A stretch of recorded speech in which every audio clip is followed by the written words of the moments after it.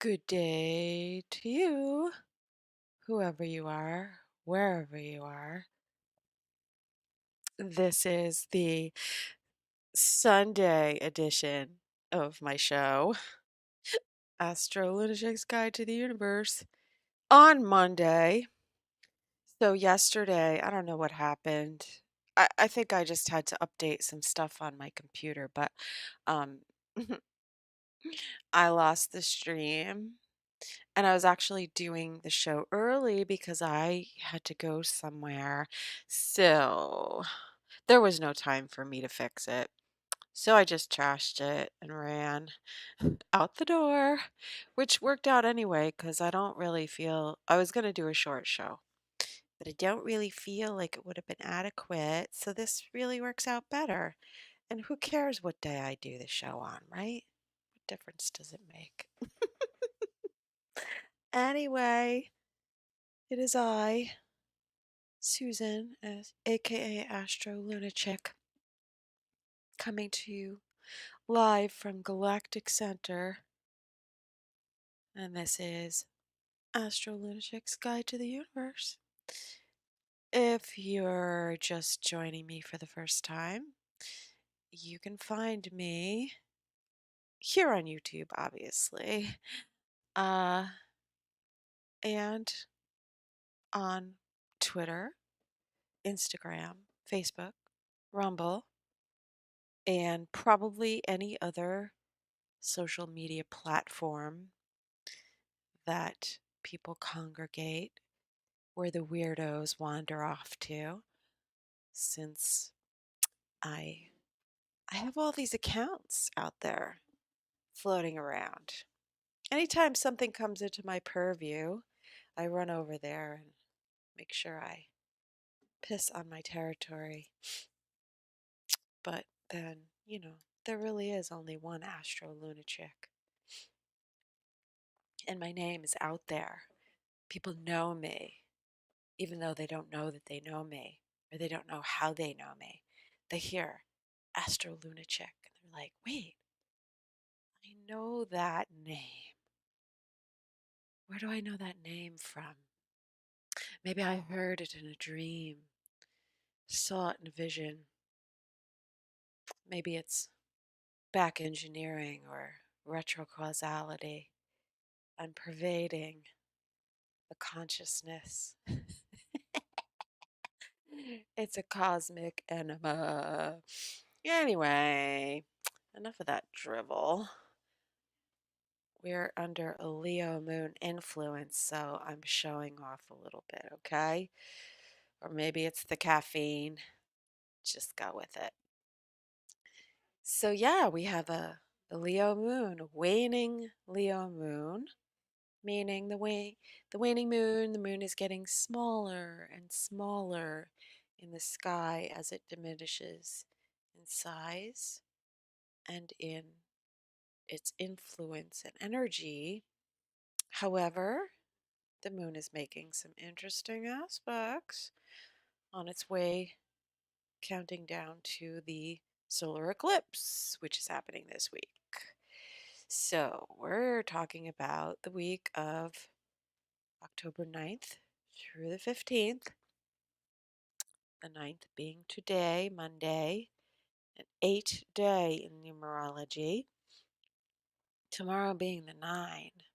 If you were tuning into my last show, I did talk about the 3, 6, and 9 days and how important they are in clocking the energy and taking note of what is building. So, what are we building up to? What are we creating and manifesting and bless you? ah, anyway. Yeah, so we're at an 8 in the level of energy. Tomorrow is the 9. The 3, 6, and 9, as I described the other day, it's quite productive if you are working on something to make your most concerted efforts on those days, or if you're just observing, if you're wondering where the tide is going, looking at the 3, 6, and 9. So 10-4 was the 3. I think we all know what was going on that day, or where a lot of people were focused, where we were told to look, as opposed to what was actually happening. Right, right. Am I right? Um, then we had the 7th. That would have been the 6th. I mean the 6th. The 7th, 10/7th, Saturday was the 6th in numerology.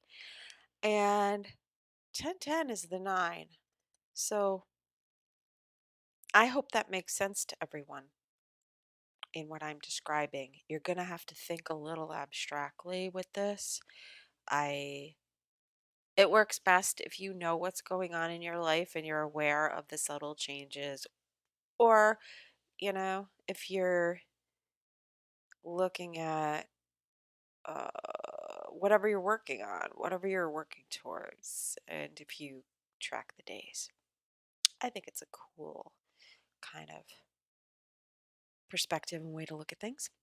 Anyway, Moon in Leo, creative, generative, ruled by the Sun. The Sun, which is in Libra.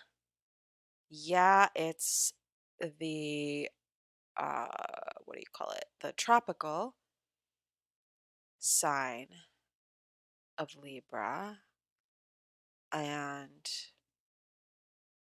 the stars behind it, though, we're going to look at that because um, while the tropical sign that the sun is going through is Libra, we understand that to be balance, harmony, um, the understanding and acknowledgement that there are, it's not just me, it is the we. So the social interactions, God, that's gross. I hope you can't hear that in the background.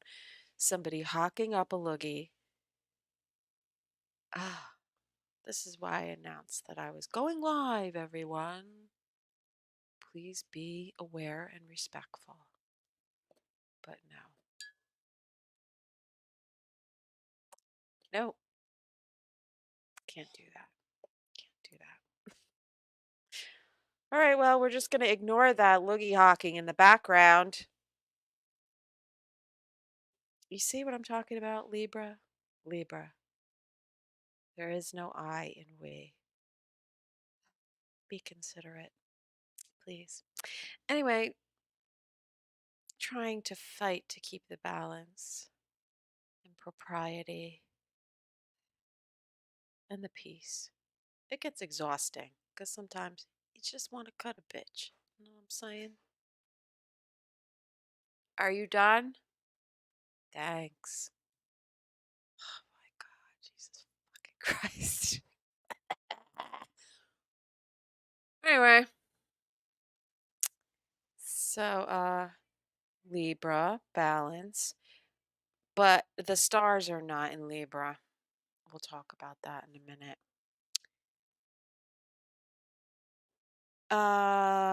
Okay. Venus has just shifted into Virgo. Venus in Virgo is very different than Venus in Leo. Venus in Leo is, it's a little show offy and ostentatious, and it's very generous. Um, it likes to flirt and wants attention. So, Venus, we had a very long transit in Leo because we had a retrograde. So, it was maybe polishing up the appearance, the reputation, the self esteem uh, during Leo season, and considering matters of the heart. Now it's gone into Virgo. Virgo's very critical. Can you hear the difference in the tone? Virgo's very critical, and it's also not considered a fertile sign. It's um, it's considered a barren sign in astrology. And if you look at uh, guides for gardening with the moon, um, there's certain things that are when the moon is in a certain sign, it's good for those things, cultivating, um, planting, pest extermination, weeding, all that kind of thing, watering even. Um, Virgo is not considered a good sign for planting because it's a barren sign. It's not considered to be fertile, which is interesting because Virgo symbolizes the virgin and also Ceres, the goddess of the grain and the harvest. So there's certain things that are favored for doing in that sign. And in this season, being in the harvest season, um, we're not really, also because we have a waning moon, we're not really planting new seeds, starting new things. It's cultivating the things that we already have. And with Virgo, um, some of the things that are, best done in, like, let's say, the moon in the sign of Virgo, is cultivating in terms of cutting back. That would be a really good thing. But this is Venus again. We're not talking about the moon. Tomorrow the moon will be in Virgo. Cutting back, pruning, pest control, weeding, that sort of thing. And really the kind of things that you want to do in preparation for the next phase, which is harvest, which we're in.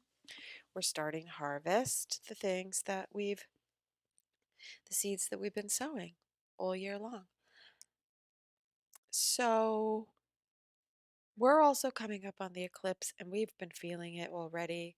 Um, the last new moon in Virgo was making a trine aspect, 120-degree aspect from the sun and the moon at the new moon to Uranus. And all of the new moons and yeah, all the new moons have been making aspects to Uranus, which is shocking changes and upheavals, craziness, weirdness. So the weird factor has been amping up with every single new moon because Uranus is at 22 degrees.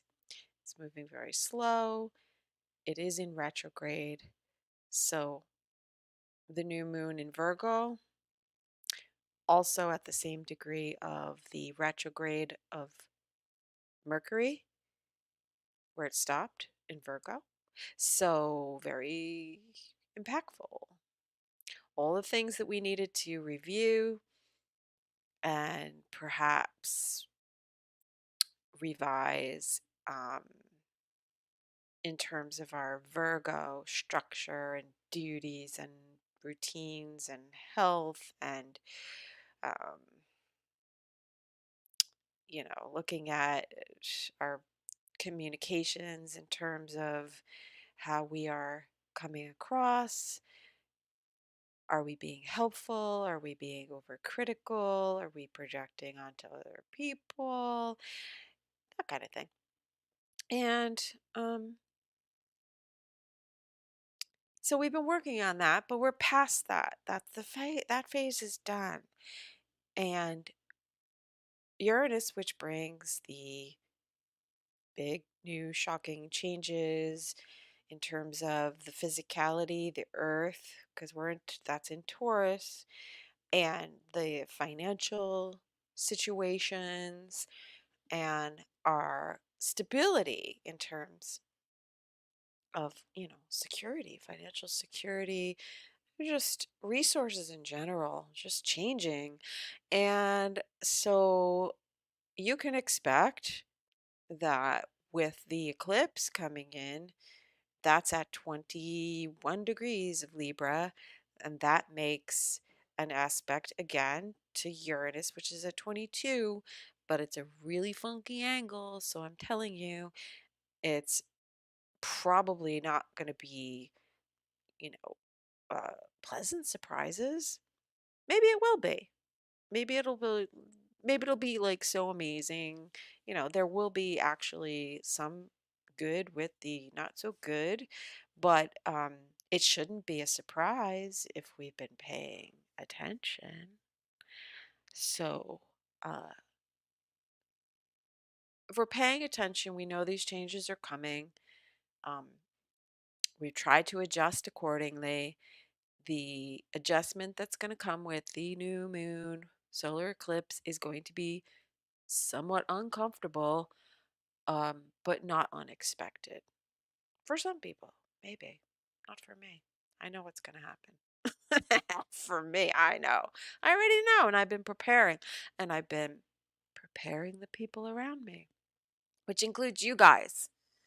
So, who the hell are you guys? You three people that are watching.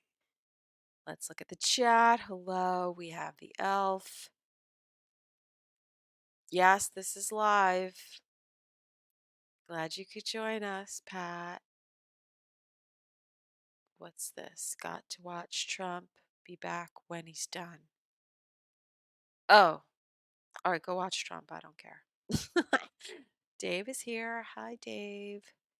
Dave from Beyond the Strange. And Pat, the elf from the Keebler's treehouse, who likes Oreos.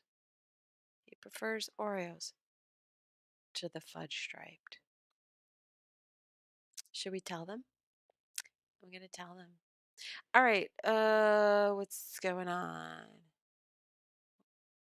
All right, so yeah, Pat, let us know what Trump says about Israel. You realize this is all theater, right? This is not unexpected for these guys, for people, for politicians, for leaders. They all know what's going on.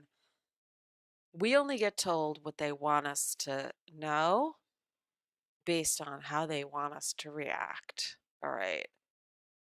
My distillation of the whole thing, when I spoke about my feeling about the eclipse, the solar eclipse, and based on the aspects that the big things were going to be political and financial. And that's it. So, Lynn is in the chat room. Hi, Lynn. Howdy doody. Uh, Pat. Yes, you know, but you like the movie Quit Entertaining? Quite entertaining. It is entertaining, and that's the way we have to look at it. That's the way I always look at it. I'm like, holy crap. I like to try to game it out, like guess what the next move is. Yeah. Yeah, someday, Pat, I will come on with my snickety snake. One of them. But we'll see. She's a little shy. You know what the thing is? My snakes are nocturnal. So they sleep during the day, kind of like me in my 20s. Party all night and sleep during the day. But who knows? We'll see. Maybe during Scorpio season. Yeah, that'll be cool. Um, the movie, we have to look at it that way because we don't know all the facts. We know what's going on exoterically on the outside. Um, But we can look at astrology. We can look behind the scenes and take a look behind the curtain, so to speak, and see the what's going on, you know, beneath the surface that we don't see. Well, that's not immediately apparent. And not hopefully looking at it in terms of like uh like really trying to get away from the whole like they and the way I frame it and looking at what they are doing. Because who are they? They are not the people that you see on TV. I think we know that, right? I don't even know what to call they. They, them. So they identify as they, them.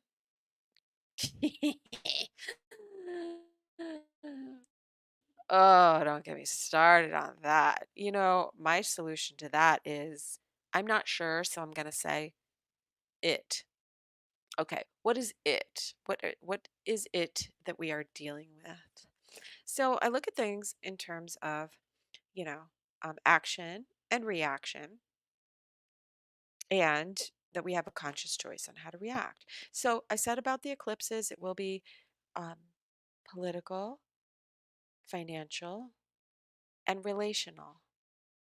So it will affect everyone, obviously, according to their birth chart, what house it's in, and the aspects. So, what is maybe difficult for one person will be extremely freeing and beneficial for another person.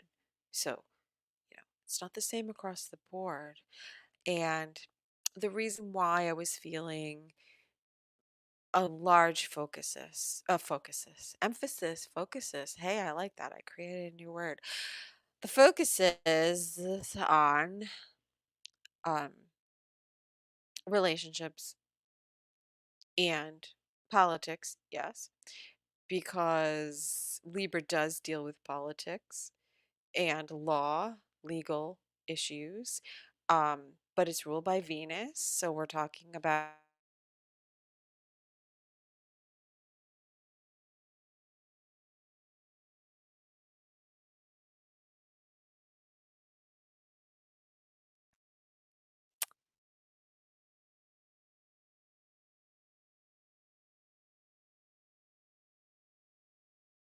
again. There it goes again. So,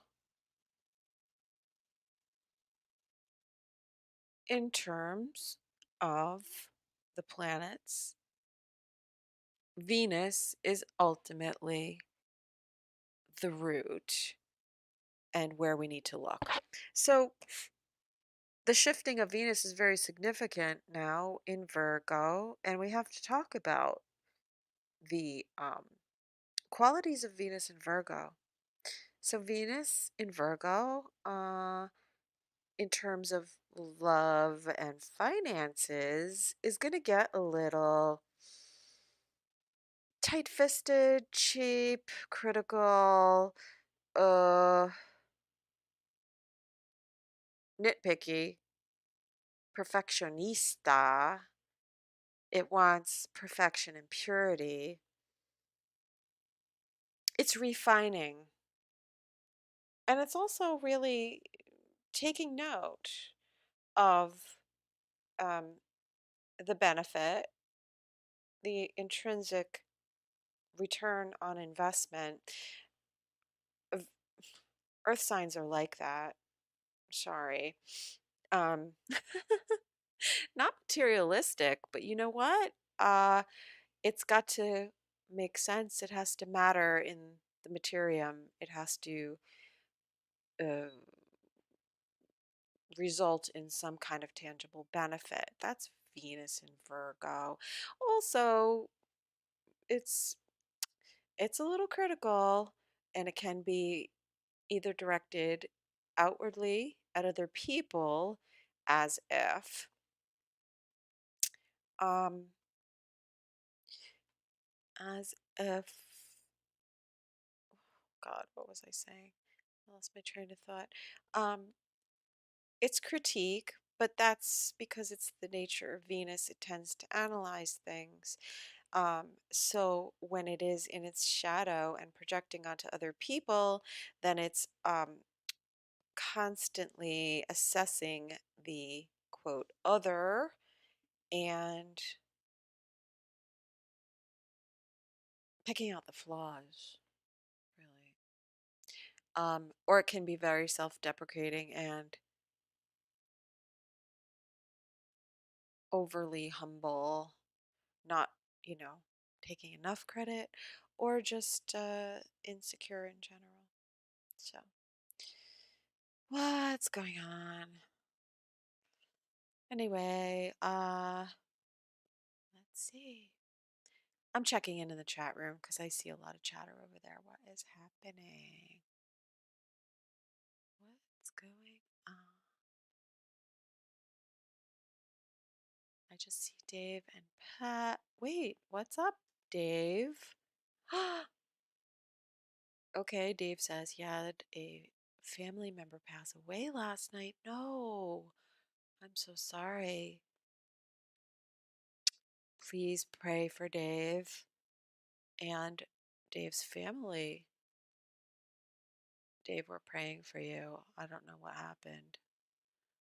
Oh. Well, thank you for popping in and letting us know. And we will support you in our thoughts and our prayers. And I hope everything is okay. I'm really sorry to hear that. Very, very sorry. Okay, everyone. Keep Dave in your prayers. Wow. Okay. Whew. Eclipse season, you guys. Eclipses. Um, shit. Dave, I'm so sorry. I don't know where to go now from there. Ah, okay. Okay, well, we were talking about Venus, and that is relationships. Um, and Venus just entering Virgo is opposing Saturn. That's a very difficult energy right there. Um, Saturn being loss and feeling lacking and loss of connection and yeah. Oh, I'm sorry, Dave. I know you popped off. You're not here anymore, but you're listening in the replay. Very, very sorry about whatever. Whoever, like, I'm now like, who the hell? What the hell? Okay. Snap it back. Snap it back. Well, Venus opposite Saturn. It ain't a happy vibe, I'll tell you that much. Um, Venus in Virgo, very much feeling the lack, perhaps, if it's resource and financial related, and in terms of relationships, it's difficult. It's separation. Venus and Saturn opposite. It's well, I mean, let's talk about Saturn. Saturn is not easy. Saturn is difficult and giving restrictions, obstacles, tough lessons, um, and maybe feeling a little depressed about finances or relationships. And that's where it is right now. And so today could be a somber day. The moon is making a square to Uranus, so there are some erratic shifts in mood, I would say. Um, and more changes coming that we probably did not expect. And Tomorrow, the moon will be conjunct Venus in Virgo and opposite Saturn. So, what we're feeling today will carry over into tomorrow. It's a heavy feeling, it's somber, definitely feeling heaviness in the air. And let's look at the sun. The sun is opposite Chiron. So, Chiron is the wounding, the healing, obviously, but feeling some pain over something related to relationships and perhaps um, where we feel things are difficult and lacking and not quite in balance the way we would like them to be. Having to make sacrifices for the changes coming. And, the sun in Libra, it really wants to keep the balance and it wants things to be harmonious, but things are not always like that. Um, so that's a difficult energy. Tomorrow, the sun will be exactly opposite Chiron. Um,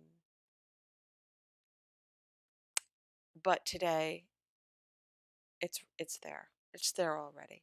So needing to support other people. If it's not you that's going through it, it can be someone else in your life. Um, the sun and Mercury. Mercury's also in Libra. It's at 10, not yeah, 10 today, 11 tomorrow. The waning moon kind of brings us back to the past. Maybe feeling the lack of or thinking about how things once were. It's a little nostalgic, and it indicates that there are things that we need to be releasing, letting go of because they come up, because they're painful. The sun opposite Chiron. There's a lot of pain here. And it's something that is coming up for us to work through and deal with before we go into the new season, because eclipses begin and end chapters. So we're ending a chapter, a 6-month chapter, a year-long chapter, a year and a half. Astrology deals with cycles within cycles. So many, many, many layers to this. So, anyway, with that being said, um, hmm, I wanted to talk about the sun in Libra and the degree that it's at. If you see the graphic that I have from Urania's mirror that shows the constellation of Corvus, the crow, with Crater, the cup. Now, Corvus, the crow, the constellation of the crow, is where the sun is right now. So, tropically, tropical zodiac, which is the Western tropical, that's the way I mainly do. What I do is Western tropical. But Vedic, when you talk about Vedic astrology, that is sidereal.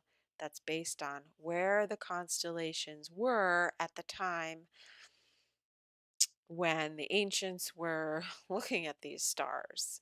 And because of the precession of the equinoxes, which has to do with long, long cycles, things have shifted. So, um, Although I I don't do Vedic, I don't do sidereal. I like to do I'm doing Western tropical. That's where the sun is right now in Libra. But I look at the stars. I look at where the sun is going through the constellation because not every degree in Libra has the same meaning or the same energy. So looking at where the sun is today on the 9th at 17 degrees of Libra, 17 into 18. So over today and tomorrow, the sun is passing through the constellation of Boots. It's conjunct a star in Boots at 16 degrees of Libra. That's Merga at 16. Um, Boots is the bear warden, it is the conservator, it is the manager, management of other people's resources. You know, in the days gone by when we had like the butler, the house manager, um, in terms of someone who would manage the affairs of the the duke or the king or the lord of the manor, whatever. It's that kind of um, energy. It's different today. Obviously, we have, you know, bank managers and we have hedge fund managers. It's kind of the same thing who's managing other people's resources, but it's also like the idea of the right hand man. There's the man in charge or the woman, whatever. And then there's, you know, the second in command, the personal assistant, right? It's that kind of idea. Um, and some of the other qualities of this constellation, as I won't read too much into it, but as I have talked about before, um,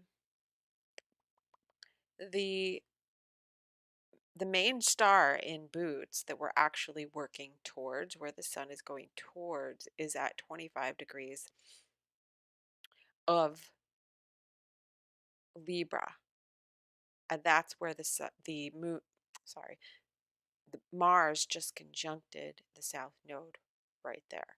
So Mars, an attack on or a release from, when we're talking about the transit to the south node. Something is leaving, something is being released, something is also being attacked, right? Because that's Mars taking some kind of aggressive action and squaring to Pluto. So that's a lot of what's been going on. So the constellation of Boots is known as kings under kings and ministers of state, politicians, and being charged with the guardianship of the people, as in, or stewards of grand houses. They will confine their business to the care of another's home or assets or homeland.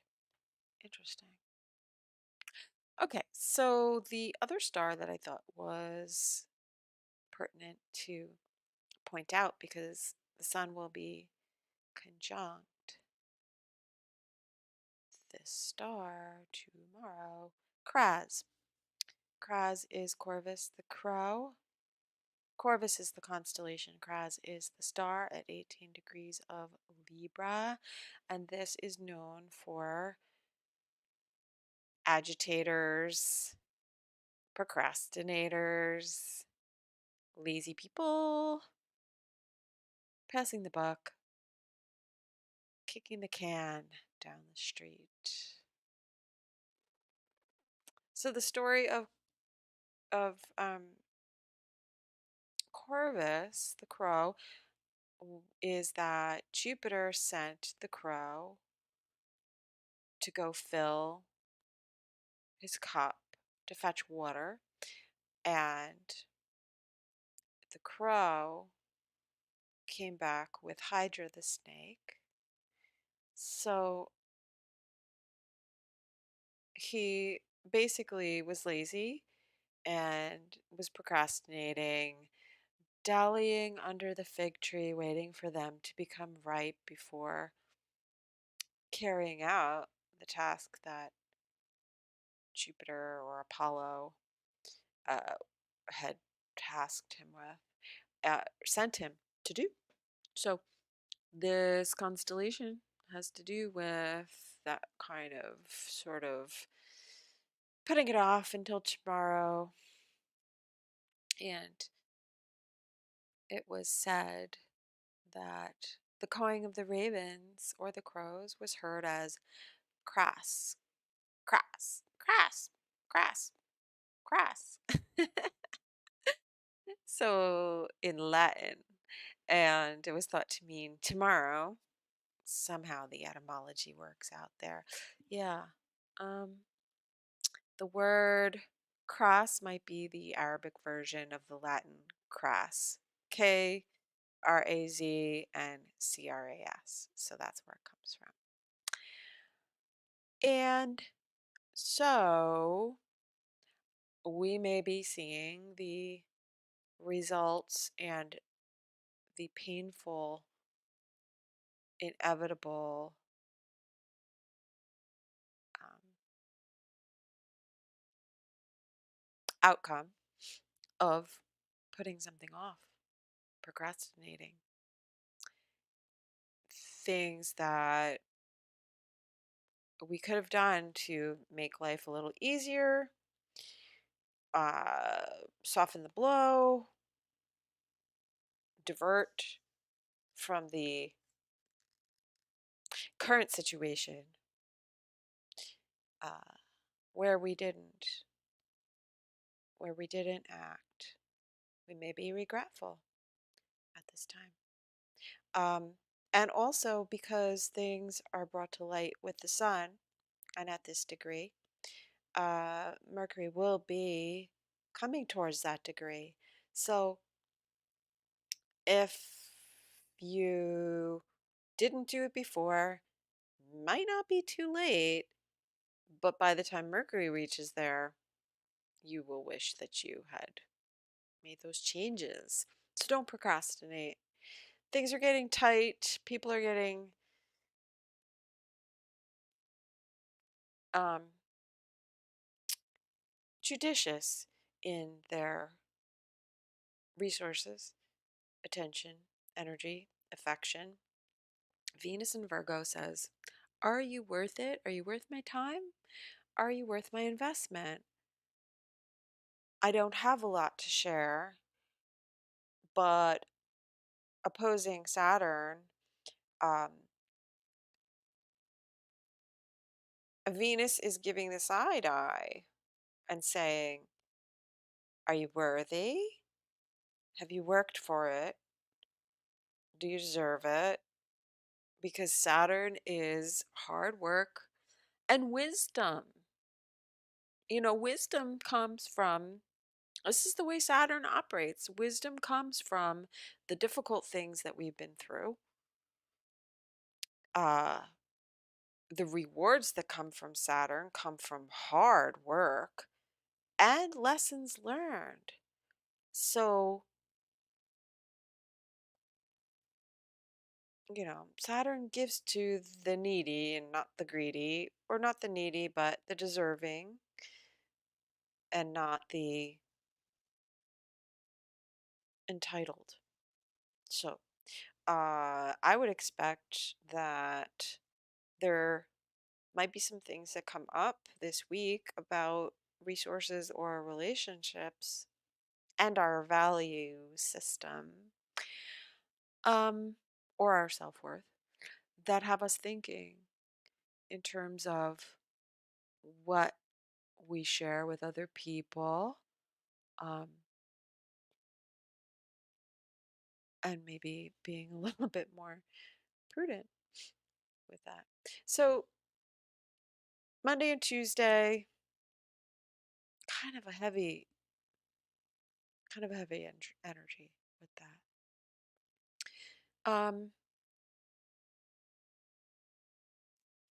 Moving on, just to remind you, the 10th, tomorrow, Tuesday, is a 9 day. So that's an ending in the cycle.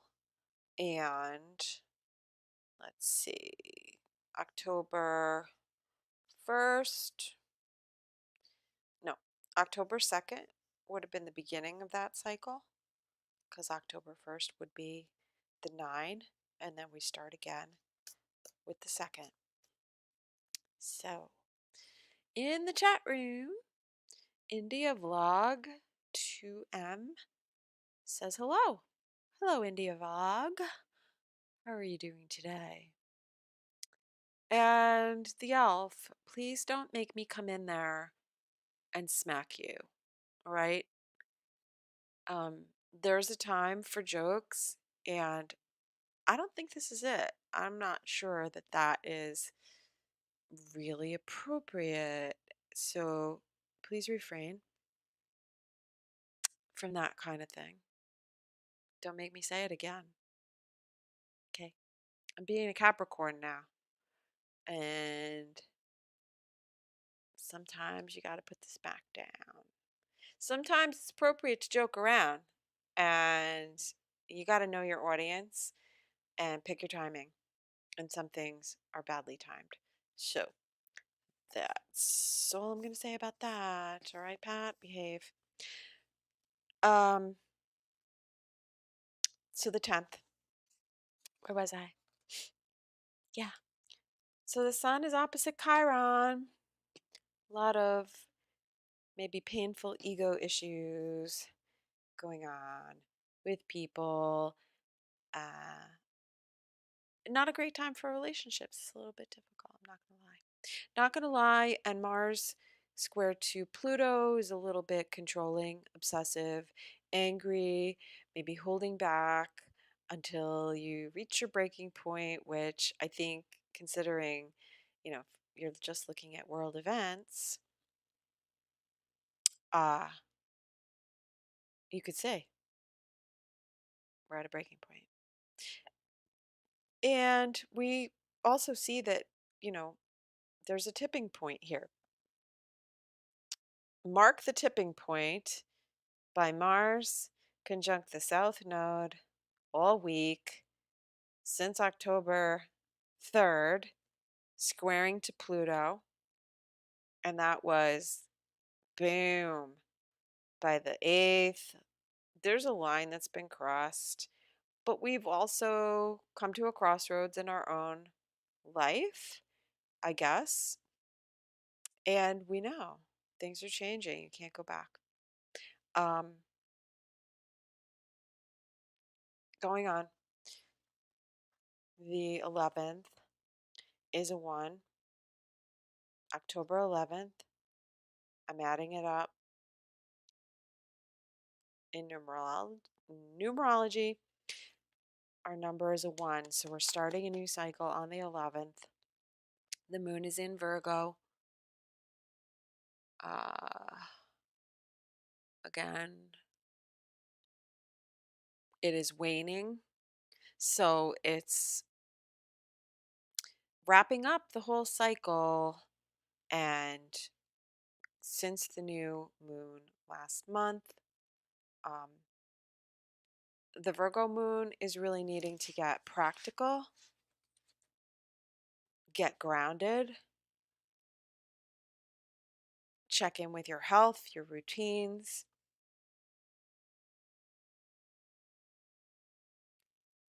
It's really organizing your daily life, let's say. Also, the moon is making a trine to Jupiter. That's a really supportive aspect in terms of anything having to do with maybe going over the details, um, making a new routine, checking in with your belief structure, because that is Jupiter. Jupiter is, well, it's faith and optimism. However, it needs to see some sort of tangible return, result, whatever. But I'm thinking that with the moon in Virgo and Venus in Virgo, it's going over situations and looking at, it could be very critical, it could be feeling criticized, um, could be holding somebody's feet to the fire and say, you know what, this needs to change. This needs to change. Um, and also dealing with our fear and our lack, fear and concept of lack of supply, um, and circulation of energy and currency. But it also is allocation of resources. So I'm also thinking in terms of, I mean, you could see it playing out in our government and the whole kerfluffle that's, I don't even know where it's at. Like, I don't know if we have a new Speaker of the House yet. However, I do know that starting around, you know, the 5th, the 4th, 5th, 6th, right? The sun was making a square to asteroid house, which I talked about. The moon on the 6th was opposite house and squaring to the sun. So that was that was when the most intensity was happening. So now I'm thinking that perhaps when the moon is in Virgo, maybe the 10th or the 10th into the 11th, we might actually have a new speaker. And on the 11th, the moon would be making a trine to asteroid house, which is in Capricorn. So that's government, Capricorn. And um, the moon makes a conjunction to Venus on the 10th. And in one of my previous shows in the past week, I was talking about the Mars conjunct the South Node, um, and the release, Mars being released. Okay, so what's being released? Anger, aggression, yes. War, yes. But I saw it also as a situation where um, the loss of male energy. So, what could that be translated to in literal terms is a man leaving, walking away, or being kicked out. So the House Speaker was kicked out, right? And he's a man. Um, but I felt like Mars was leaving, Mars being weakened because it's on the South Node. There is something about that energy not being supported. And because the Sun and Mercury are in Libra, and that's a Venus ruled sign, I felt like perhaps um, it was the diminishing of Mars as masculine, being masculine energy, and the rising of Venus. I shouldn't say rising because Venus, I mean, here we go. So she is in her morning star phase, her evening star phase is much more focused on relationships, personal, you know, social interactions, and Venus in the morning star is more of a warlike goddess. So I think it's possible that the new speaker could be a woman. And I know, they're talking about different people who are a potential to be nominated. And Carrie Lake is one of them. So I haven't looked at her chart, but I think it's possible that the next speaker could be a woman, perhaps. It's definitely possible. Because I was also talking about this aspect with Mars on the South Node, with in terms of like um, the president and the vice president, and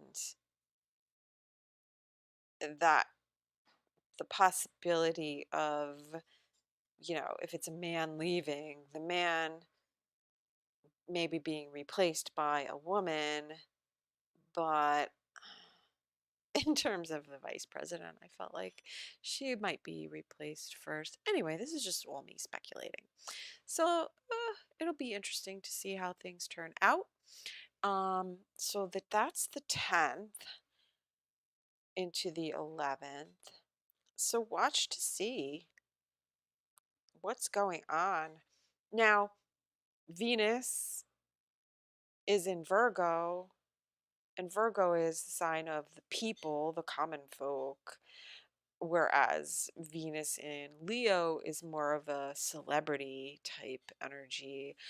Um, so Venus opposing Saturn, maybe there is an obstruction or difficulty or challenge from the entrenched order, the existing order and structure of government and authority. That would be Saturn. So, would there be a nomination of a woman and then she's being blocked? Or there's some kind of obstacle or difficulty? That could be. Um, but we'll see. I mean, it doesn't look scandalous, but it could be. It could be. Who knows? We'll see. Um, or it could just be, a woman having to step up and take authority, and, um, there's pushback or difficulty from the the existing male power structure, whatever, blah blah blah. We'll see what happens. Tuesday, that's the 10th. Wednesday's the 11th. That's the beginning. A 1 day. We'll see what happens. Jupiter. Well, the other thing is Jupiter is about law and politics. So, um, some kind of a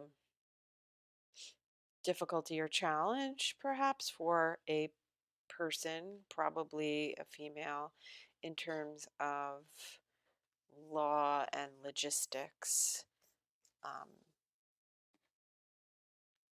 filing maybe a lawsuit. Perhaps. Carrie Lake did have a lawsuit, by the way, contesting her governor race, right? Is that Arizona governor? Yeah, I think so. Anyway, so the 12th, that would be Thursday. I have to write this down to keep up with it.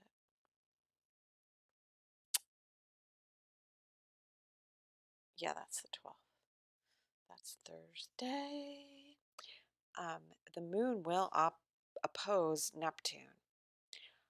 Um, Neptune has been the source of a lot of deception, illusion, and trickery being exposed. So the Mercury opposing that we just had a few weeks ago, opposing Neptune, that was dealing with some lies and deception, that um, the Sun hopefully opposing Neptune in the preceding weeks. Hopefully, there was some illumination within the collective regarding things we didn't see. Anything regarding um, deceit and lies and illusion or denial, things we were in denial of. Something's going to come up with the moon, but that's only a few hours on Thursday. However,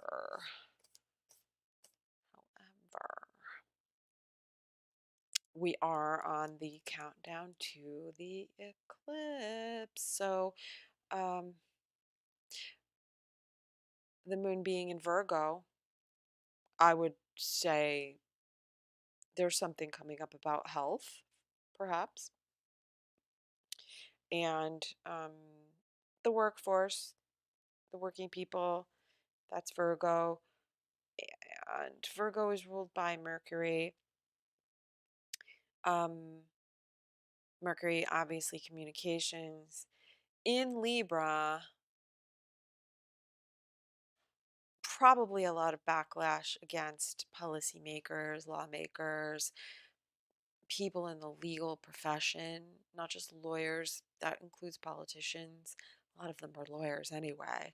Uh, but going over the fine details of things that were said, things that are being said, which are being highly criticized, um, and where lies are definitely being exposed, um, where people have not kept their promises. That was definitely a theme that was coming up with the whole Speaker of the House thing. He promised to do certain things. He didn't deliver. Uh, there appears to be little side deals that we found out about that were going on, and boom, he's out. So there's another layer of things coming up into the eclipse because these things need to be shown to us, whether it's personal or public, um, before we can complete that cycle and start the new one, which is what the eclipse does. So, things that are coming up, very painful, causing a lot of anger. The 12th is, again, that's Thursday, and that is, hold on, I'm losing track. Okay, did I always do this, don't I? The 9 is the 10th. That means that the 11th is the 1 and the 12th is the 2. Okay, so Thursday, again, the moon opposing Neptune. We could personally feel a little bit scattered and unsure about where we're going, what we're doing, not all having all of the information, perhaps being a little foggy. There could be, again, because we are dealing with some stars in Corvus, the procrastination could be dealing with that.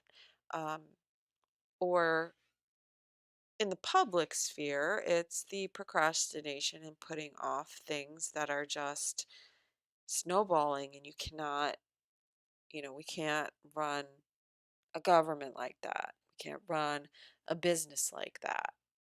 You know, bills don't go away. Debts don't go away just because you don't pay them. Just because you ignore them doesn't mean they don't exist. Problems, etc. So, something coming up, perhaps, that maybe we put off, and now we're feeling the repercussions of it. That's the 12th, that's the 2. We're in the really, really dark of the moon, so there's not a lot of energy to fight back. Mars has gone into Scorpio. So let's talk about that. On the 12th, Mars goes into Scorpio, or actually, the 11th into the 12th, Mars goes into Scorpio. Mars is a co-ruler of Scorpio, which means in modern astrology, we look at Pluto as the ruler because in ancient times, they didn't know about Pluto. So it was Mars. So Scorpio is the sign, one of the signs that Mars rules. So Mars is very strong. Mars is not very strong in Libra because those two energies are completely opposite. Um, However, when Mars goes into Scorpio, now it's got home field advantage. It becomes more subtle, more ruthless, cunning, and crafty, uh, because Scorpio is very strategic and it understands the psychological underpinnings and is not so much concerned about diplomacy, where it was trying, I guess, in Libra. Uh, but that causes a lot of friction because it's just really not Mars's natural state. But Mars operates very well in Scorpio. And Scorpio is like, okay, we got to do what we got to do. This is the way it's got to be. And that's why it's a little more ruthless. But it's very, very, very focused on what it wants. So Mars is focus, its drive, willpower, it's asserting, its action. Scorpio is also very much focused on, even to the point of obsession sometimes, on what it wants. It sees what it wants, it latches on, and it's, you know, just singularly focused. Um, and this is where we're going to get into like spies and intrigue and black operations, um, maybe even assassinations. But Mars being violence and Scorpio being death. So um, it'll be a good season for true crime. I'll tell you that much. But we're going to be dealing with themes of uh, the occult and esoteric subjects. So this is where we're going to probably start up with the paranormal and the woo-woo. And I mean, we're in Halloween season anyway. Um, but we're dealing with death, you know. Um, we do every time this year. So uh, I expect more loss to come because people do pass with eclipses. Um, and that will be part of this uncomfortable adjustment from the eclipse, the sun and the moon, to Uranus. Some of those changes are going to come about because people are passing away. And that's part of the pain and the difficulty happening with, let's say, the sun opposite Chiron. Mercury will oppose Chiron. So that will be coming up with this eclipse season. And it's, not going to be difficult for everybody. So take heart in that, but be supportive and be helpful and be kind and be respectful for what people are going through and not to make light of it. Thank you very much.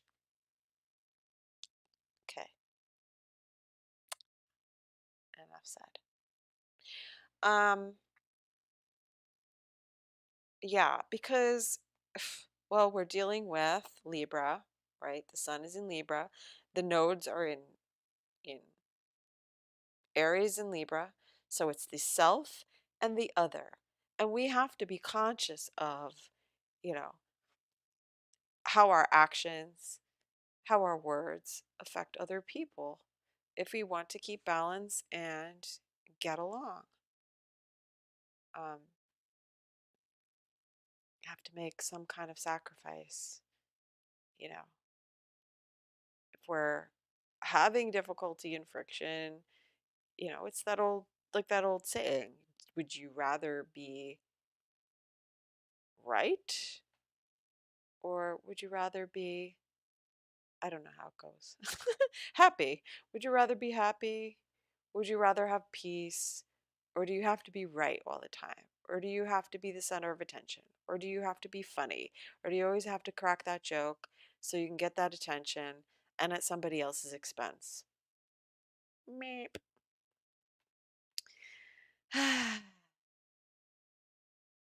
Anyway, Venus is sextile to Mars, so it really is about our relationships and uh, our actions, and our values, and do they line up with our actions? Do our words line up with our values? Put your money where your mouth is. Um, so that's the 12th. That's Thursday. Friday is the 13th. That's a 3. 3, 6, and 9, guys. Whatever was ending and culminating, peaking on the 10th. Something new starts to build. The 11th, the 12th, and then the 13th is again a plateau or a milestone or a peak, so to speak, on Friday. Freya's day. So, Friday, the moon is in Libra. It is the dark of the moon. This is where the lowest point of the energy is. We're coming into the eclipse. We're just dragging it home. We've had some blows, we've had some difficulties, we've had some fights, bad news, whatever, um, changes, people leaving. People are leaving, but they're making room for new people. It doesn't mean they're leaving. Perhaps, the focus just needs to be somewhere else or on someone else. Because new people do come in with eclipses, but especially in Libra, there could be a lot of new stuff. Or it could be, old friends that you haven't seen in a long time popping back up unexpectedly. That would be Uranus. Hopefully they come bearing gifts. Um, it's just,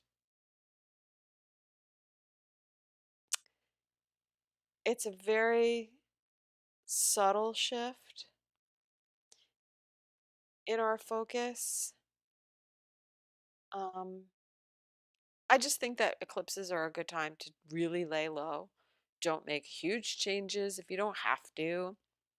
Just kind of sit with the energy, see where it takes you, see what comes up. I'm not a big proponent of taking on big responsibilities, projects, new things during the eclipse, or even in this phase of the moon. It's more about releasing, letting go, gathering information, thinking back on the past cycle, looking where you're at, looking where you're going, see what pops up in your purview, right? Observe, attract, not pursuing. Pursuing is not the thing. Now, Mars being in a water sign and a sign that it rules, co-rules, Scorpio, um, this is absolutely supportive of investigations. Um, again, spying, but Mars in Scorpio is very, very good for research. If you want to get down to the bottom of something and get the facts, um, this is perfect. This is wonderful. Um, Mars also rules Aries, and Aries rules the police, the military, um, and in Scorpio, it's covert. So, obviously, things are going on that we don't know about, but we also want to get deeper. We want to see a deeper level and root out the secrets because that's Scorpio. And Mars is still in a sextile to Venus. Anything having to do with analyzing your finances, great time. Good time for that. Um, and again, it depends on how these things are being aspected in your chart, but Scorpio has to do with other people's money and resources. So the opposite sign of Taurus is resources. Scorpio is other people's resources, also debts. So I would expect a lot to come up around loans, taxes, um, shared finances. That's Scorpio. In regard to whatever personal relationships and partnerships, business partnerships, a lot of well, I mean, I like, you guys know I like true crime, and I like to look at things in terms of like legal issues and cases and investigations. Um, I expect that there would be a lot more information coming up in regard to people's personal records and their taxes, their money, who they were financially intertwined with. So think about how that could apply to whatever you're looking at. Um, Venus will, in about a week or so, maybe a little more, make a trine to Jupiter. So if there's anything with a legal case, lawsuits, um, I would think that those would be very active over the next couple of weeks with while Mercury is making the inconjunct to Jupiter means there's a need for some communication and sharing of information when it comes to, well, our belief structures, yes, because that's Jupiter, but I'm looking also at resources and laws. I don't know. I keep seeing the law thing coming up, so maybe changes in the law in, well, the tax laws, who knows. But we're dealing with budget stuff with government. So, I think that'll be really in focus by the end of the week, having to do with as far as our political system goes. I think we will probably have a speaker and by midweek, and then by the end of the week they're going to be, I think, jumping right on it to deal with the budget stuff because that was part of the problem. Anyway, That's the 13th. The 14th, that's Saturday, and that would be the 4 day. I find that the odd numbers tend to be change and a little bit of chaos and upset, and then the even numbers are where things sort of stabilize. Um, and we've got the eclipse. So the eclipse is on the 14th. It is a 4 day in terms of numerology.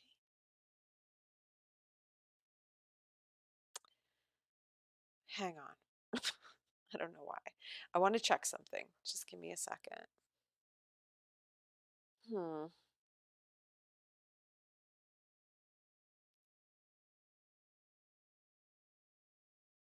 I might be off on my numbers again. I hate that. 4, 5, 5, 7.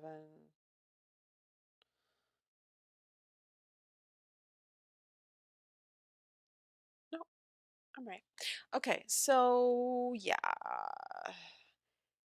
The 14th is the eclipse. It's happening at 21 and 22, between 21 and 22 degrees of Libra. It makes an inconjunct, very crunchy, awkward, shocking, weird angle to Uranus.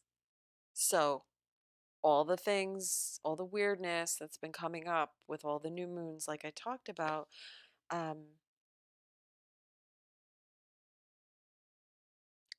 uh, it's just going to throw us a curveball. I can't even say what it's going to be. We've had so much weirdness, but I keep kind of going back to the extraterrestrial stuff because Uranus rules Aquarius, and Aquarius and Uranus, we've seen a lot of the alien stuff coming up. Um, because it's futuristic, it deals with technology and it deals with space. So the aliens and suppressed technologies all get lumped into that category.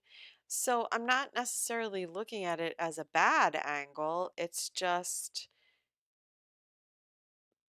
maybe unexpected, and our perception of reality and the world that we live in is probably getting thrown for a loop again.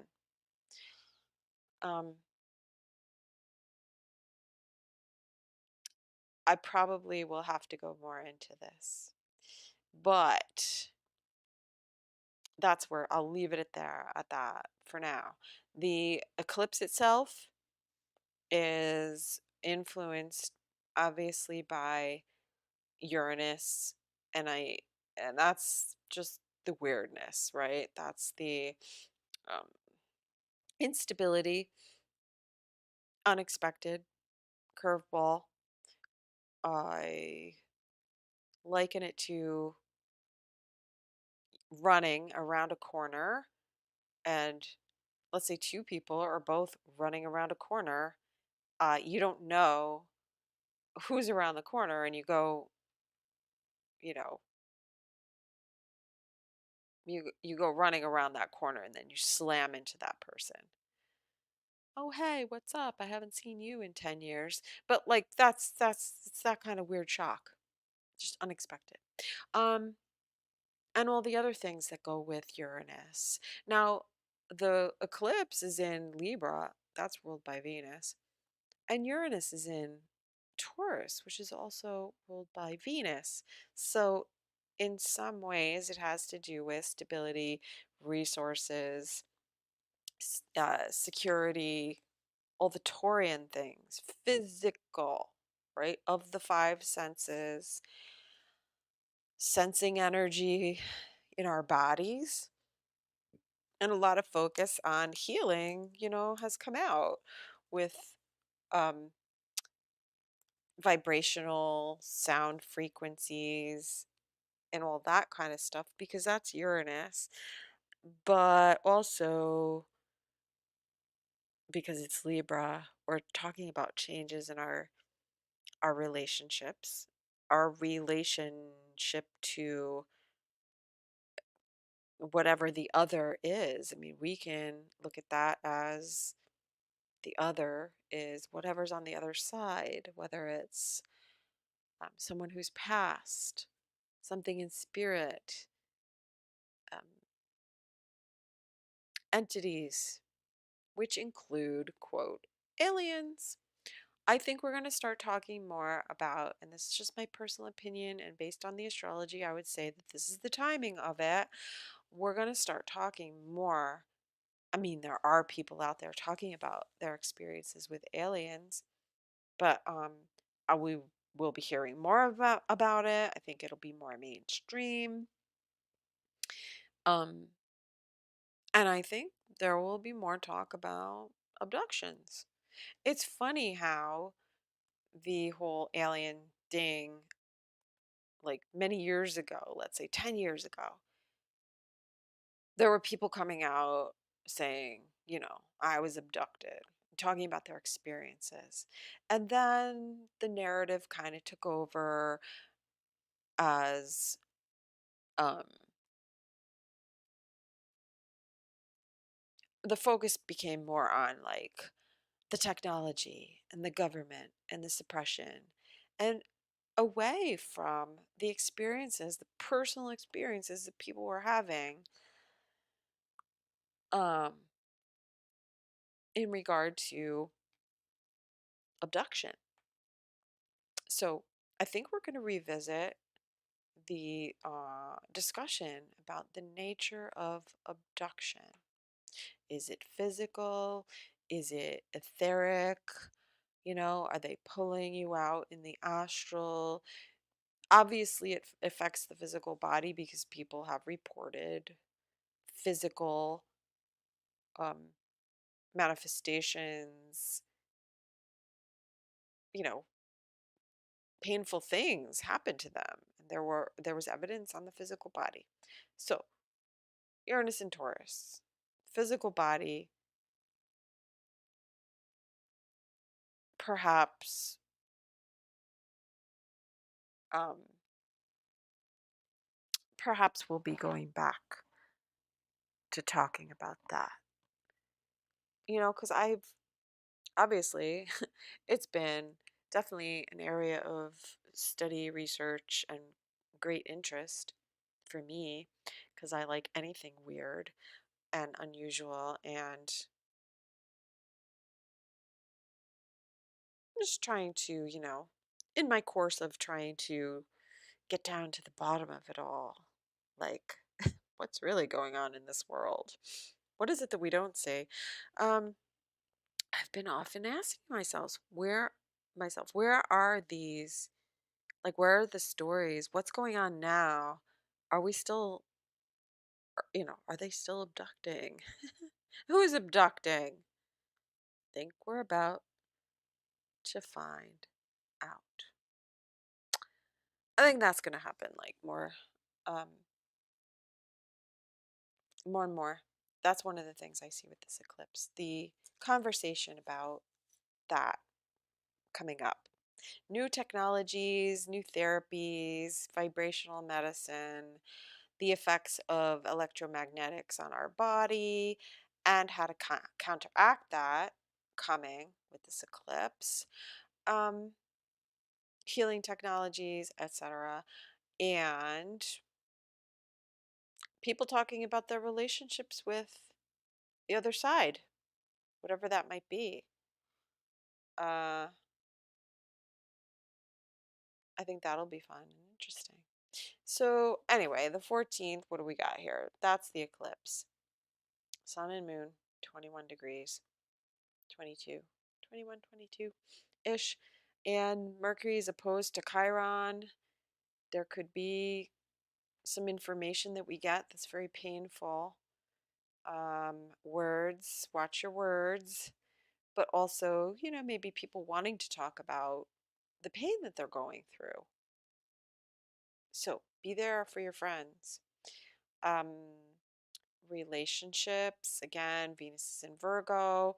It's moving away from Saturn. So that's easing off, but still not easy. And feeling feeling the lack, feeling a little guilty even. That's another thing with Venus opposite Saturn. It could be guilt tripping, it could be highly critical, it could be, you know, um, feeling bad because that Saturn does bring guilt. But sometimes it's a deserved guilt, and um, it's something that we need to look at and take responsibility for. So, again, it's not about blame and shame. Let's put the focus on responsibility because then we can change things and respond differently. So, there could be like a lot of apologies happening with people. Also, being a lot more frugal. That Saturn opposite Venus is going to have us being a lot more frugal going forward. Um, and again, a, a focus on health. Venus in Virgo wants to detoxify, it wants to perfect because beauty is health, health is wealth, and it's also beauty. Healthy is beauty. Healthy is beautiful. That's what I'm trying to say. Okay, what else can we pick apart here? Let's go on to Sunday. Sunday's the 15th. And that would be a 5 day. So, I mean, on the eclipse, like eclipses in general and new moons in general, the energy is very low. So it's a good time to just relax, take it easy, do the minimal amount, keep to yourself. It's not a hugely social time, not really. Um, and go within. Go within to find the messages that are coming for you, to get wisdom, to do your own inner healing, because there's a lot of pain that's coming up at this time. So, 15th, that's Sunday again. The moon is in Scorpio. It's conjunct Mars. So, the actions that are being taken are secret and stealthy and very well calculated. And I don't think that's a bad thing. I think that it's it looks to me like a sort of going off the radar in some respects. Um, Being very secretive and keeping to yourself, keeping your cards close to your chest, not letting everybody know what's going on in your personal life. That's very scorpionic. You know, Scorpio wants to know what the other person's holding. It's not going to give up its hand that easily. So, a lot of like observation and waiting, contemplating.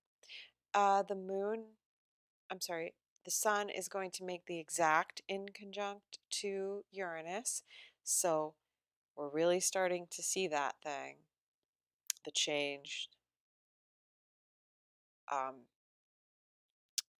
Mars conjunct the South Node, whatever that brought. So that was all of last week.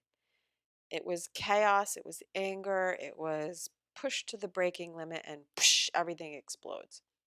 The sun is going to conjunct the South Node, approaching, starting on the weekend, but then on Monday into Tuesday. So we're also getting information, communication that is shocking and it changes everything. So, where you think things might be going, it could do a completely 180, whatever, something totally unexpected because Mercury is in conjunct to Uranus. Um, and the sun is conjunct the south node. So, where we saw Mars and the release of the anger and the ejecting of the male, the man, right? We saw that happening. Now the sun conjuncts the south node. And mm, the sun is people, it represents people, let's say, in power, in leadership, conjunct the south node. That could be another person leaving. That could be um, another change. If we're looking at government, that could be a shift right there, and very unexpected.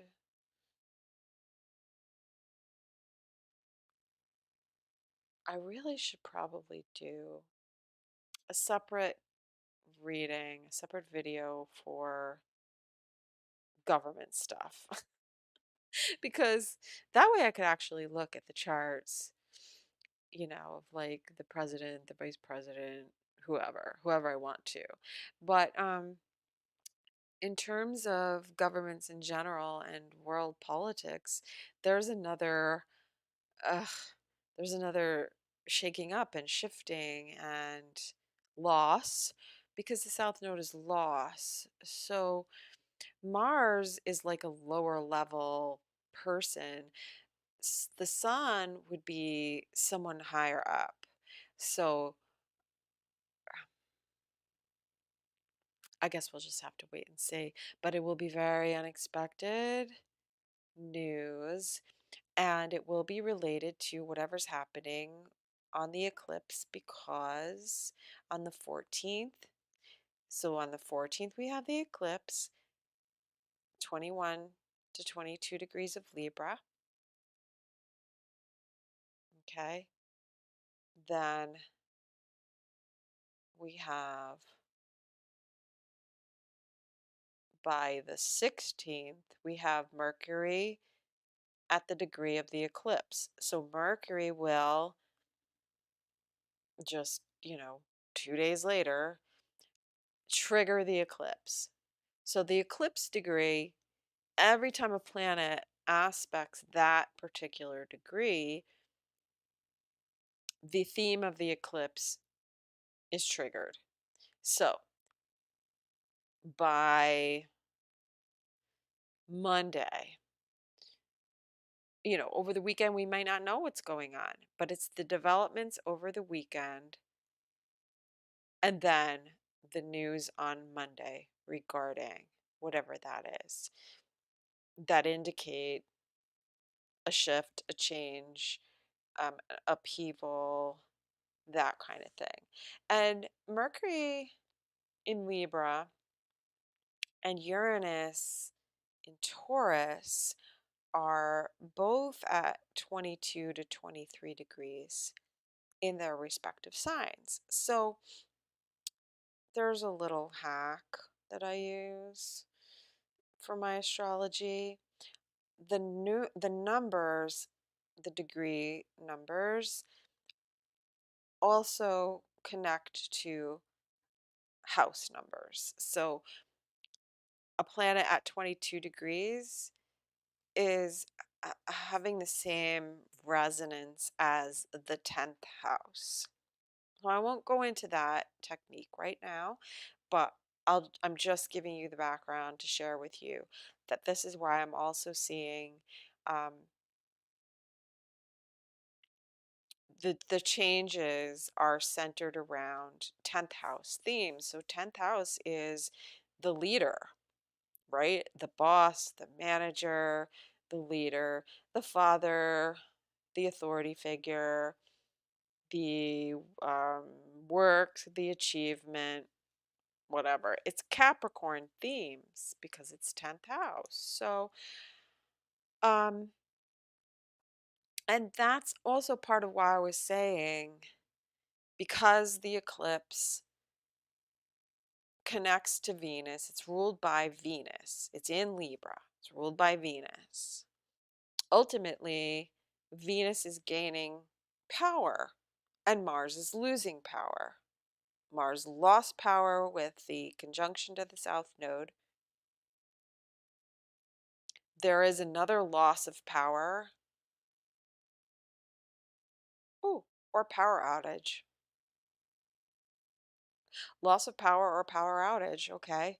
The sun, that is power and generator, right? Conjunct the South Node is loss, interruption, and Mercury, because it's connecting in a strange and awkward way to Uranus, who is strange and awkward by nature. Uh, hmm. Look at the 17th.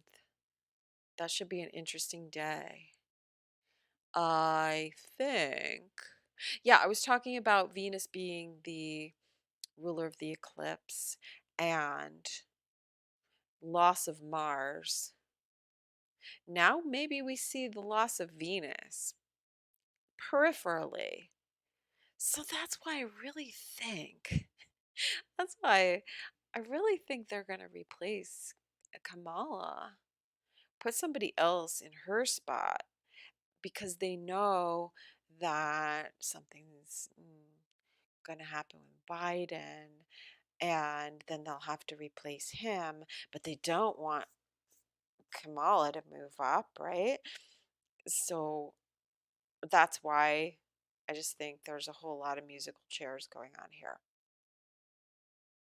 But there's also we can't discount the fact that there is the underlying theme of finances, right? So when I was talking about the eclipse last week, I was talking about the a man, the masculine being um losing power, okay?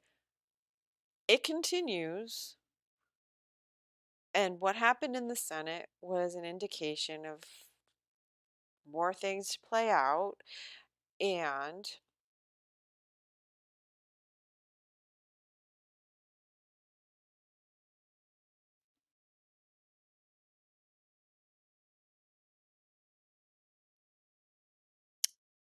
I glitched out there.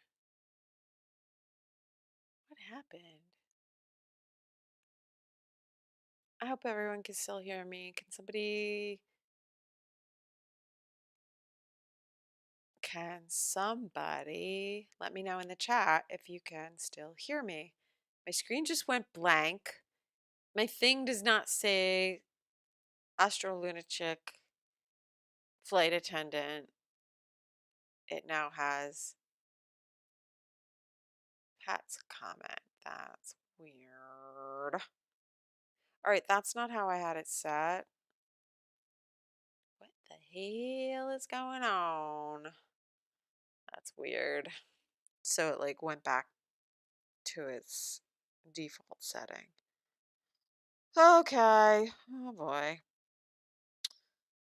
Uh, well, that's interesting because I didn't realize I could do that before. I could just click on people's comments and have them show up on the screen. So now I know. All right, where was I? Yeah, the eclipse. Eclipsing out. Blocking out the sun. The sun being the leader. The sun being ruled by Venus, representing the feminine. So I think the next phase is who is going to leave? I think it will be a female. I guess we'll have to wait and see. Ah, I was talking about finances. Okay, so the whole thing with the Speaker of the House was centered around the budget, right? Finances, couldn't agree, making deals, cutting deals in the back room, and, financially selling people out. It was just not, and procrastination, kicking the can down the road, and blah, blah. But there's a lot going on in global finance that the average person is not aware of that are is going to affect us, and that is part of this eclipse season. Uh, what we're going to have to be dealing with, um, and we just don't see it yet because we're focused on the other stuff, which is crazy, of course. But I was looking at the 17th. But that kind of wraps up the week because the 16th is Sunday. So, Sunday into Monday. Monday, there's some kind of strange news coming. Formal announcement because they wouldn't make it on a Sunday, but it's related to whatever's happening over the weekend. Could be someone passing away. It could be someone um, leaving a position and being replaced. All very interesting things. So when I do my pop-ups during the week, I'll go into the asteroids and more into the stars. I did a little bit for Libra because that's where the sun is. That's where we're having the eclipse. So um, I thought that was important. But I'm almost at 2 hours, and this is the weekly, so I have wrapped that up, and I I think I went over all of the really important aspects that will be happening this week through the 16th. And then it's really the week after where we get the sun after it dives into the south node and releases something or someone. Then it will also begin to square Pluto in the same way that Mars did, but that's a different energy. Uh, but it will probably be around the same themes because it's the South Node, it's the same degrees. Pluto hasn't moved much. It will have to do with government, yes. Um, Aging, older people, the system, which is crumbling, and difficulty letting go of things, you know. There will be somewhat of an obsession with keeping things the way they are and the past, and some people will have a hard time coming to terms with the changes because it just won't be easy. It's not going to be easy, and um,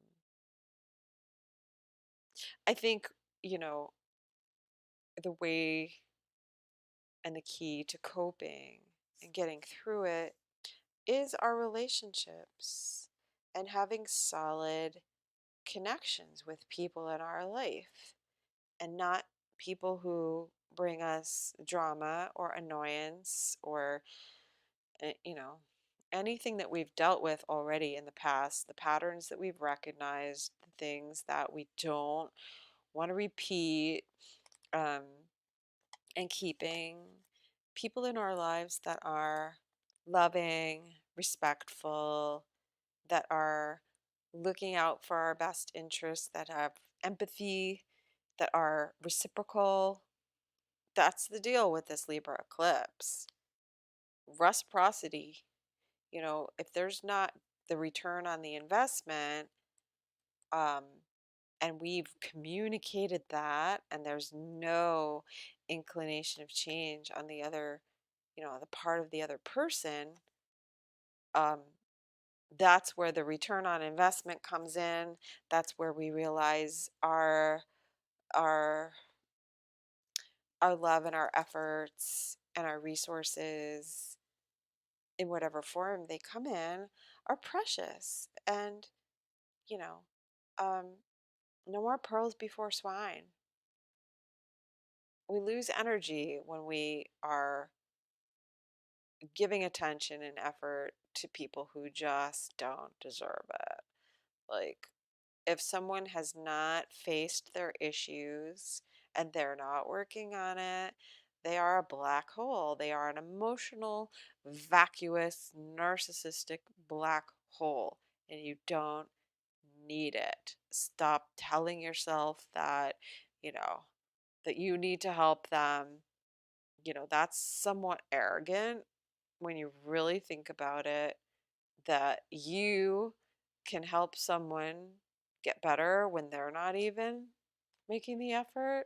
No, you're taking from your own resources and you're flushing it down the toilet. It's fruitless. It's Sisyphus pushing the boulder up the hill every time. You get the boulder to the top of the hill, it rolls right back down. That's repeating, that's just repeating bullshit. And it's fruitless effort. And I don't know if I mentioned, but I did tweet it, that asteroid Sisyphus is conjunct or somewhere close by the eclipse and the sun, I think. Let's see. Let's go to my asteroids. Kiss my asteroids. Oh, I want a t-shirt.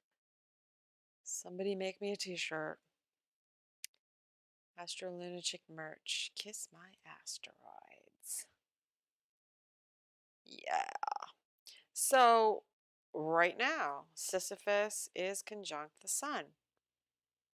So, we are kind of looking at um, where we might be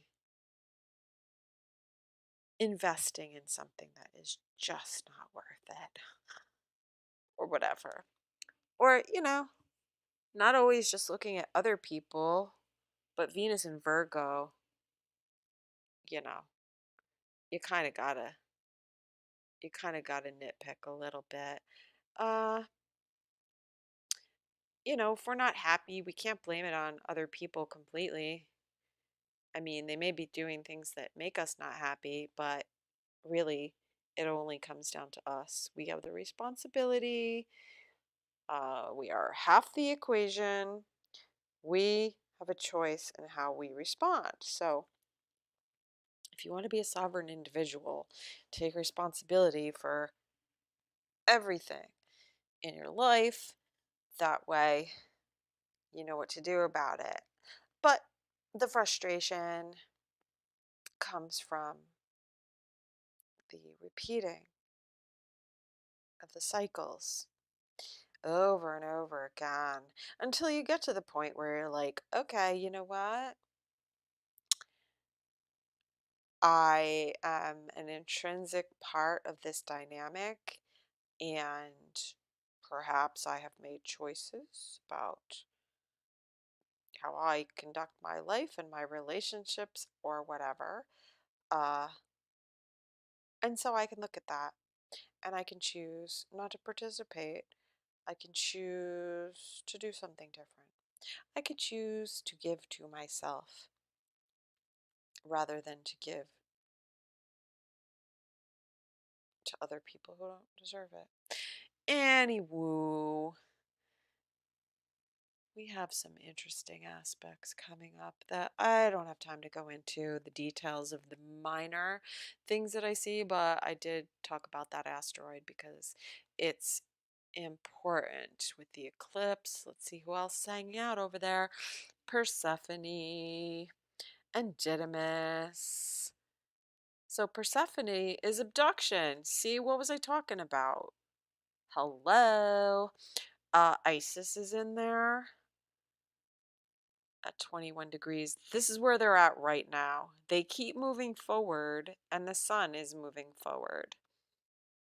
So the sun may or may not come to exactly conjunct them. I would have to look, but we're talking about asteroids that are at or around the eclipse degree, between the eclipse degree and the south node. So this is what we're dealing with. After the eclipse, the sun goes over these degrees. So, oh, what is it? There's a little kitty meowing. Oh, kitty, you didn't have your chow chow, did you? I'm sorry. You missed breakfast. You were sleeping in. Okay, so Persephone, Isis, Isis has to do with, destruction and rebirth, that kind of process, defragmentation, and um, compartmentalization and splitting, and then bringing back together, resurrection themes. Persephone, again, abduction, going into the underworld with Hades. Uh, and I saw that the other day and I thought, oh, abduction. We haven't been talking about that, have we? I bet that'll come up. Didymus is the twin and existing in two states. Again, goes to the fracturing of the psyche, disassociation, um, multiple personality type stuff. Very interesting. I wonder what will happen, what will come up. Then we got Zeus. Zeus is the ruler. Zeus is Jupiter. Zeus is one of the daddies. Saturn is another daddy. Zeus is the happy daddy that gives us ice cream and lollipops. Then we got Lilith in there. That's asteroid Lilith, not black moon Lilith. But there's a Lilith theme in here of dark shadow, feminine fear, unacknowledged parts of ourselves, perhaps when it comes to relationships and things of the past that we have lost, reminiscent, and fear of going forward, perhaps in relationships because we're looking at the painful things, possibly. Um, so, looking at whatever we've suppressed and repressed about our need for a relationship. And that's it for the asteroids. Okay, I think the show has gone long enough. Thank you, everyone, for participating. Thank you to Pat in the chat and Dave. We're thinking of you, Dave. We're sorry for your loss and we're praying for you. I hope everything's okay with you and feeling it. We're here for you. Let us know if there's anything we can do. Saying hello and thank you to Lynn in the chat. Lynn is a great friend of the show. Lynn has, on occasion, handled the chat room single handedly by herself. What a woman. What else is going on in here? Yes. And India Vlog 2M. Thank you. Thank you. Please like and subscribe and share. And thank you for popping in to say hello, India Vlog. I appreciate you. Okay, so that's it for today. And those of you who are listening in the archives, be sure to like and subscribe, please, and click the bell so that you'll know when I'm going live. Today I'm on Monday, usually I'm on Sunday, but I might switch it to Monday. I don't know. I'm kind of liking the Monday vibe here. Let me know, you guys, if you like Monday better. Um, better than Sunday. Maybe I'll just do it on Monday. I always thought Sunday's good because people start the work week, but not everybody does. And people listen on demand, but I always think of the week in terms of Monday through, Sunday, and it would be good for people to know on Sunday what's going on for the rest of the week in terms of that, but I guess it doesn't really matter, and Monday might work better. Who knows? So, and yes, where can you find me? You can find me here on YouTube, obviously. On Rumble, I also have a channel over there. Ooh, another thing I did not mention, but what I do expect with this eclipse and with Venus opposite to Saturn, yeah, we're going into more censorship. Yes, it's true. Restrictive, demonetization. So I'm sure we'll see somebody either. I don't think we're like really kicking people off and canceling them in that respect anymore because that was found out and that tactic was not okay with the majority of the public. Uh, but the weapon is money now. So demonetization of people's content and punishment in that regard. So, yeah, I'm sorry. I know, Lynn. Ugh, more censorship. But I feel like kind of lucky because I'm flying under the radar right now. I'm relatively undiscovered, although my numbers are growing, and I thank you all for. Oh my God, I've got like new subscribers.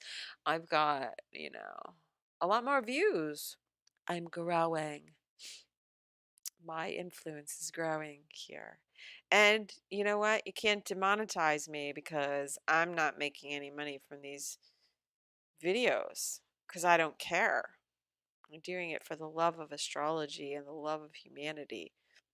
And so, all my needs are taken care of. I do readings. So, yeah, if you want to book a reading, on that note, you can contact me at astrolunatic@gmail.com. You can text me and message me on my Astro Lunatic hotline, the Lunatic phone, at 914-222-1231. For some reason, my messages were not coming through. So there was a message last week that I didn't get for 2 days, and I'm so sorry about that. But if you don't hear from me right away, you can try to email me or send me a message on social media. I'm on Twitter, Instagram, Facebook. So it's not because I'm lazy or ignoring you. I just didn't get the text.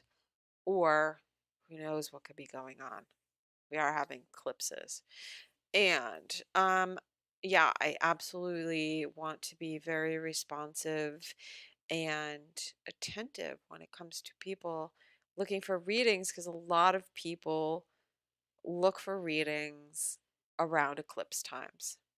That's like one of the biggest pushes that astrologers tend to see, or when people are going through very heavy personal transits, because you could feel the change. You're like, what the hell's going on? I need to know. So like I said, want to be right there when I am called upon to shed some light in the form of an astrological reading. So if you're interested, definitely contact me, and we'll have a little chat about what it is exactly that you need and how much time we need to book and how I can best serve. So, with that being said, I am wrapping up this edition of Astro Lunatic's Guide to the Universe, and I thank you again from the bottom of my heart. Thank you for your support, and I'll see you soon.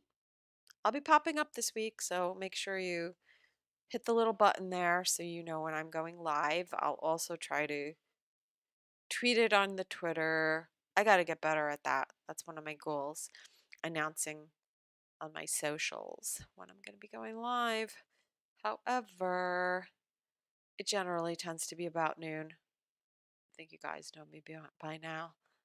Noonish on the East Coast.